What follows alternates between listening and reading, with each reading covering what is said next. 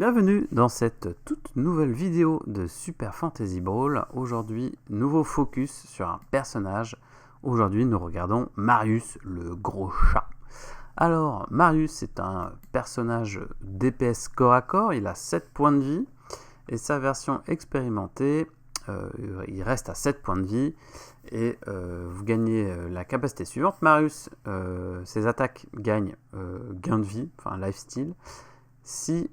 Tant que Marius est mal en point. Alors donc on l'a déjà dit, Marius est un personnage corps à corps avec 7 points de vie, ça le rend potentiellement tuable en un tour, donc faites gaffe à vous. Une fois expérimenté, il devient très fort, donc il gagne vol de vie, c'est la seule façon de le tuer, c'est de le burst rapidement. Et en tant que DPS avec d'excellentes cartes de dégâts, on va dire que le passé expérimenté sera chose facile. Alors, les cartes de Marius, regardons-les ensemble. On va commencer par ces deux cartes jaunes. La première, sa réaction Cornered Beast. Après l'attaque, l'ennemi adjacent à la cible subit 2 dégâts bruts. Et ensuite, vous avez Overpower. Donc, une botte, une range de 1, 2 de dégâts. Avant, vous faites un dash de 2.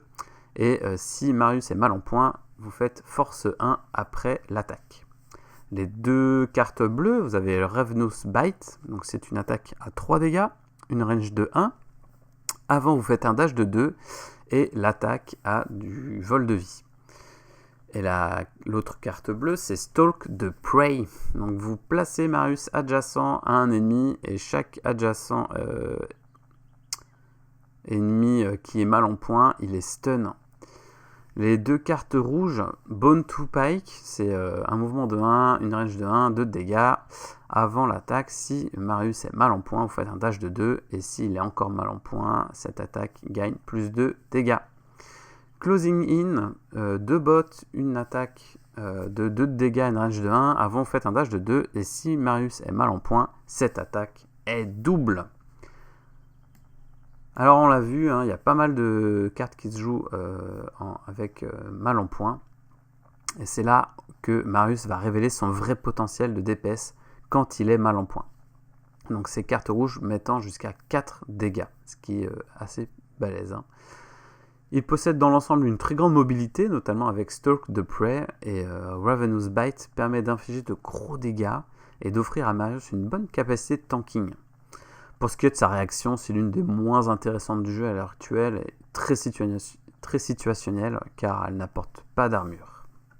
Alors Marius, ayant beaucoup d'attaques en bleu et rouge, il bénéficie énormément des bonus de dégâts donnés par l'essence jaune, comme par exemple la carte Focus de Su Xiao ou Me Artis de Goldar.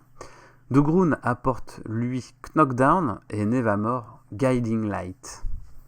N'ayant quasiment aucun moyen de contrôler les déplacements adverses, il faut donc que les autres figurines de votre compo soient capables de déplacer les figurines de votre adversaire. Cette chose faite avec toujours Su Xiao pour son Challenge et Pounce, Dougroon avec Mighty Blow et Shield Slam, Goldar pour son Encore Away et Harpoon Strike, et enfin Kilgore pour son Relentless Advance et Maul Trash.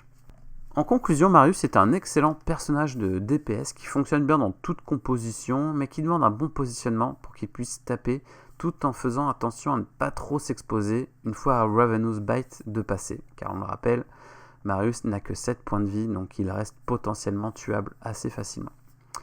Voilà, si la vidéo vous a plu, n'hésitez pas à la partager, à commenter, et on se retrouve pour une prochaine vidéo de focus de Super Fantasy Brawl.